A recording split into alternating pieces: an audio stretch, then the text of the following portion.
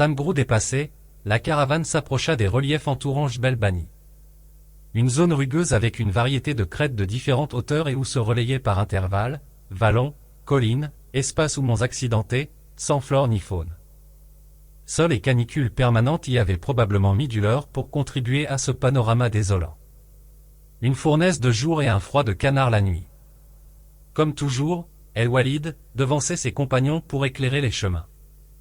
Il tuait des heures durant, parfois toute une journée à le faire, avant de retourner auprès d'eux. Après l'une de ces longues éclipses, une centaine environ de cavaliers et chameliers vint encercler le vallon qu'il venait de contrôler, faisant corps avec les contreforts qui l'enclavaient. Chevauchant sereinement et rassérénés par le compte rendu positif du guide, nos amis furent surpris, une fois au centre de l'espace assiégé, par une voix qui leur sommait de se tenir tranquilles et que le moindre mouvement de leur part pourrait leur être fatal. Quelques minutes plus tard, 3 cavaliers bien moulus se portèrent au-devant d'eux, les sabres aux ceintures, les fusils dans les fontes d'aisselle. Laissant quelques mètres entre eux et la caravane, ils s'arrêtèrent. « Salam alaïkom » s'écria l'homme du milieu. « Je vois que vous avez réussi. Bravo. Mansour en serait très ravi. Votre calvaire prend fin. Vous pouvez partir tranquille. Nous nous chargerons de mener la cargaison à bon port. » Promit-il. « Qu'est-ce qu'on fait » demanda Hamza. « C'est El Wash et son groupe de parias. La montagne doit en pulluler, répondit Douib. Et, s'adressant à leur interlocuteur, l'amputé renchérit. On ne connaît pas le Mansour dont vous parlez. Qui est ce? Et même si on le connaissait, qui est ce qui nous garantit que vous venez de sa part? Nous avons promis à nos commanditaires de leur remettre la marchandise de main à main. Qui est cette moitié d'homme qui connaît mon nom et qui ose fourrer son nez dans ce qui nous intéresse? S'enquit l'homme avec mépris en crachant sur le sol. Cette moitié d'homme comme tu dis est le plus prestigieux des personnages que toutes les mers du globe n'ont pu reproduire, répliqua Hamza avec fierté. C'est Monseigneur Douib. Sa célébrité a dépassé toutes les frontières. El Wash esquissa le geste de prendre son fusil, mais comme par enchantement Hamza avait déjà pointé le sien en sa direction, croyant qu'il allait leur tirer dessus. Malgré cela, El Wash tira un coup en l'air. Ces hommes apparurent sur les hauteurs puis en descendirent pour encercler l'espace. Nos amis se rendirent compte qu'ils étaient bel et bien refaits. Dans le cas d'une empoignade au fusil, ils n'auraient pour abri que leur bête et encore. Il se pourrait aussi qu'elles leur faussassent compagnie avec le début de la fusillade. Dans le cas où ils essaieraient de retenir celle qui portait ce qu'il leur restait comme explosif, une balle risquerait de les envoyer tous au ciel. D'autre part l'ennemi était trop nombreux pour penser à en venir à bout sans tous y passer. Apprêter une mèche serait impossible avec 3 adversaires armés et qui les surveillaient de près. Et, même s'ils arrivaient à le faire et chasser la mule vers le cordon de combattants qui les entourait, il n'en mourrait qu'un nombre des plus restreints. Vous voyez? Aucune autre alternative, mes amis. Conclut le chef du contingent ennemi. Ou bien vous abandonnez, ou alors vous mourrez. De ma part, tout ce qui pourrait me chagriner, c'est la mort de la demi-portion que vous traînez avec vous. Mais si je décide de vous tuer, je l'épargnerai comme je le fais souvent avec les femmes et les enfants, faibles comme ils sont. Présomptueux que tu es. Gueula Douib. Peut-être que la canicule du désert t'a chamboulé le cerveau. Je te plains. Poursuivit-il, descendant de cheval et s'avançant jusqu'à frôler l'encolure de la monture d'El Wash. Ce dernier prit son sabre et en posa le bout sur le sternum de l'amputé. Hamza sauta lui aussi à terre et s'élança pour intervenir. Fais attention à ce que tu dis, kangourou. Je suis en mesure de tracer un dessin sur ta poitrine avant de t'enfoncer mon glaive dans le cou. Riposta El Wash. Laissez-moi lui parler, dit Hamza, en tirant Douib par la taille jusqu'à l'éloigner de quelques pas et lui chuchoter. Pour l'amour de tout ce qui t'est cher, vieux frère. J'ai promis à ta mère de te ramener sain et sauf. Ne fais pas de moi un parjure. Je t'en supplie. L'amputé quant à lui se démenait essayant de se débarrasser de son compagnon pour revenir au harcèlement de l'adversaire. Tu n'es qu'une larve des ergues. Prouve que je dis le contraire en acceptant mon défi. Et gueulant à l'intention des parias. Écoutez les Ergibat. Jusqu'ici votre zaïm ne s'est confronté qu'à plus faible que lui. Je suis handicapé, oui. Mais je suis tout de même capable de le battre. qu'il daigne m'affronter dans un duel s'il le peut. Mais je doute fort qu'il ose le faire. Car cette épreuve reste l'œuvre des grands hommes, et lui n'en a jamais vu l'étoffe. Chez les tribus amazighs ou arabes, quand quelqu'un allait jusqu'à provoquer un chef en duel, ce dernier n'avait plus le droit de refuser sous peine d'être mésestimé, méprisé par son clan et même proscrit. L'amputé, dans le souci de sauver sa caravane, jouait donc sa dernière carte, toutes les autres issues lui étant barrées. Vous avez entendu, peuple fier des Rgibat, répliqua Elwash. Votre chef, en l'occurrence moi, vient d'être offensé par une moitié d'hommes. Que voulez-vous que je fasse, demanda-t-il ensuite à ses brigands. Tue le zaïm. En te manquant de respect, il vient d'outrager toute notre ethnie. Scanda la plupart d'entre eux. Vous ne me blâmeriez guère d'avoir usé de ma force contre un impuissant? Leur gueula-t-il en bravant ses 2 poings dans les airs. Jamais. C'est lui qui l'a cherché. Lui répondirent-ils en chorale. Bon. Tu veux combattre à cheval ou à terre, avorton? S'enquit Elwash, s'adressant à Douib. À terre, pouilleux. Pour que je t'écrase comme un cafard, répondit l'amputé. Moi je garde mon sabre pour arme. À toi de choisir la tienne demi-portion. Cria Elwash. Je te conseille d'emprunter l'un des bras de tes amis pour porter une arme contre moi. Continue avec tes railleries, punaise. Quand je t'aurai passé à tabac, tu n'aurais plus que tes yeux pour pleurer. Menaça l'amputé. Elwash descendit de cheval. Un de ses lieutenants vint placer les 2 antagonistes à 40 pas l'un de l'autre. Hamza courut vers Douib. Mon ami. Il va te tuer. Quelle face aurais-je devant ta mère? Abandonne, je t'en conjure. As-tu une autre idée susceptible de nous tirer de ce guêpier? Sans qu'il l'amputé. À vrai dire non, mais idée ou pas, nous allons te perdre toi. Donnons-lui ce qu'il demande et foutons le camp.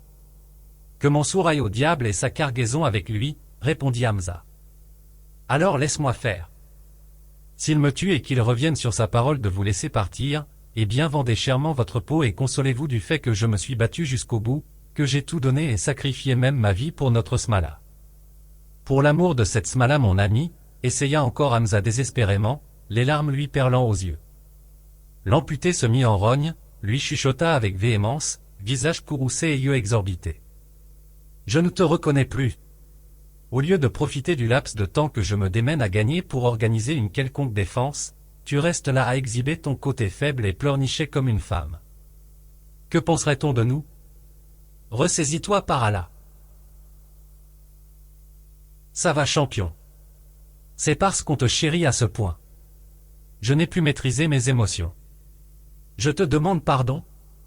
S'excusa Hamza humblement, en prenant Douib dans ses bras, et l'embrassant à satiété, certain que son ami allait le quitter pour toujours.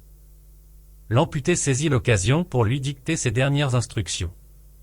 Formez un cercle avec chevaux et mules couchés. Placez-vous au centre de façon à pouvoir riposter tous azimuts et apprêter vos flèches explosives. Abritez la dynamite parmi les tonnelets d'or. Je jouerai un peu avec Elwash avant d'en découdre pour que vous rattrapiez le temps perdu. Allez, va. Se rendant à une évidence désarmante, Hamza retourna auprès des siens à contre-cœur. Il leur transmit les ordres reçus, pour peut-être la dernière confrontation de leur vie. Nos amis se demandaient comment leur chef allait pouvoir combattre sans bras, un adversaire si féroce et armé. On dirait qu'il cherche la mort, s'exclama Karaman. Non. Il se sacrifie pour nous sauver. Rétorqua El-Walid. On n'aurait pas dû le surnommer Douib. Le vocable « mule » lui-ci est plutôt mieux. Je n'ai jamais connu pareil entêté. Pensa Hamza tout haut. Nous aurions dû accepter l'offre de Elwash. Nous aurions ainsi préservé nos vies, répliqua Omar. Et qui te dit qu'une fois notre caravane saisie et bien entre ses mains, il nourrirait la bonne intention de nous laisser vivants? Lui demanda Taleb en aidant à fortifier leur abri de Barda. L'événement a suivi son cours hasardeux et, tant qu'il y a la vie, il y a de l'espoir. Leurs flèches s'apprêtaient de dynamite, leurs fusils armés et approvisionnés, ils se mirent à attendre l'issue du combat. Ils ignorent que nous avons de la dynamite, dit Hamza à ses hommes. Nous allons peut-être laisser notre peau dans cette embûche, mais je vous garantis que j'ouvrirai plus d'une brèche parmi ces truands, au point que le nombre de leurs survivants serait des plus restreints.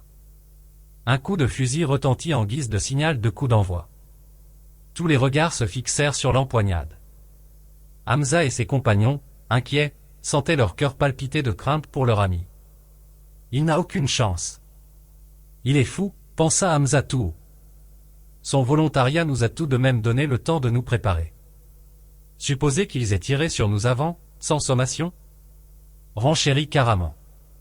Brandissant son sabre, El-Wash se lança dans une course forcenée vers Douib. Il entama la moitié du trajet, alors que l'amputé se concentrait encore. Choisissant son moment, ce dernier démarra dans un élan progressif. Il ne restait plus entre les deux antagonistes que quelques pas. El-Wash se pencha ce qu'il faut, bras et sabre tendus vers l'amputé dans le but de l'embrocher, mais ce dernier le surprenant avec un saut périlleux, lui vola par-dessus sans le toucher. L'élan et le coup dans le vide envoyèrent El-Wash buter de son ventre contre le sol. Il se remit debout, se retourna pour se lancer à nouveau vers son adversaire. L'amputé répéta lui aussi son numéro. Ces deux mouvements déclenchèrent rires, imprécations et railleries parmi l'assistance. « Arrête-toi, sauterelle. Notre chef ne cherche qu'une victoire. Il n'a jamais eu l'intention de te tuer. » disaient les uns. « Non, chef. Tu l'as. Elle risque d'engendrer tout un essaim dangereux pour nos palmeraies. »« Pas vrai, les gars ?» proposaient d'autres. « C'est une chèvre sans cornes, prohibée au sacrifice de l'Aïd. Oseriez-vous enfreindre les lois du Seigneur ?» rétorquaient certains. Les rafales de rire se succédaient les unes aux autres, pendant que l'amputé, tel un gymnaste au cirque, entraînait son adversaire dans un carrousel effréné, ponctué par des séries de flips ou sauts périlleux, élargissant progressivement le périmètre de son champ de bataille. Essoufflé, malgré la force que lui avait donnée la nature, poilu comme un gorille, ce qui lui avait valu son surnom. El-Wash s'arrêta pour se mettre à gueuler. « Arrête-toi, espèce de lâche.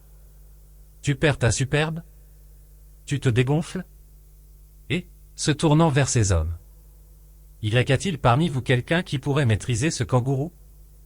Douib en profita pour jeter un regard vers ses compagnons. Hamza l'assura d'un geste qu'ils étaient fin prêts. « Pas la peine, gorille. J'ai décidé d'en finir. » cria l'amputé à son tour. Les deux combattants revinrent à leur ligne de départ. Ils coururent l'un vers l'autre. Et, cette fois, au lieu de sauter son adversaire, Douib, dans l'un de ses plus beaux et périlleux voltiges, percuta pieds joints sa poitrine. El-Wash, sous le choc, lâcha son sabre, chuta sur son dos et roula plusieurs fois. L'amputé, qui au contraire avait atterri debout, le suivit et à chaque fois qu'El-Wash essayait de se relever, il lui envoyait un coup de botte dans la nuque jusqu'à ce qu'il fût sonné et immobile, étendu sur le sol, tout près de l'abri de Hamza et ses compagnons. « Occupez-vous de lui les gars, vite !» gueula Douib. Hamza s'empara du corps et El-Walid fit lever une mule. Hamza colla à l'un de ses flancs El-Wash, et Omar le tenait d'explosif à l'autre, tandis que Saad s'arrogea le droit d'arroser le prisonnier de l'eau de toute une outre, afin de le ranimer. Omar prépara sa mèche et attendit. Réalisant sa situation, affolé, le chef des Rgibat loucha à droite et à gauche, avant de se tourner vers l'amputé. « Tu vois ?» lui lança l'amputé. « Aucune alternative. Ou bien tu ordonnes à tes roquets de nous livrer passage, ou alors tu sauterais le pas le premier. »« Pas vrai, ordure ? Ils ont de la dynamite. » claironna l'otage à ses hommes. « Ouvrez-leur un passage. Grouillez-vous. Qu'est-ce que vous attendez ?» Après un flottement fébrile et une tergiversation exaspérée chez les forces parias, ces dernières plièrent devant la condition du vainqueur. « Éteins la mèche Omar, et emboîte le pas à cette ordure. » ordonna Hamza. « Au moindre mouvement de la part de ces hommes, tu l'envoies au ciel. Vous autres, chargez les mules et placez-les en colonne par devant. Karaman. Ferme la marche derrière nous. » Prête au départ, la caravane défila comme à la parade entre les brigands montés et aux fusils baissés. Personne n'osa tirer le moindre coup de feu, de peur de faire tout sauter, y compris leurs zaïms. Les 7 compagnons, oubliant le cercle de la mort, où ils avaient vu le trépas de près, continuèrent leur bonhomme de chemin, suivis de loin par la horde sauvage, furieuse. Omar. El-Walid. Envoyez-leur nos remerciements sans dégâts. Ordonna Dweeb. 2 flèches explosives vinrent se planter à quelques pas au-devant des poursuivants. Un sauve-qui-peut les contraignit à la débandade et 2 déflagrations les persuadèrent de garder une distance salutaire entre eux et leurs adversaires.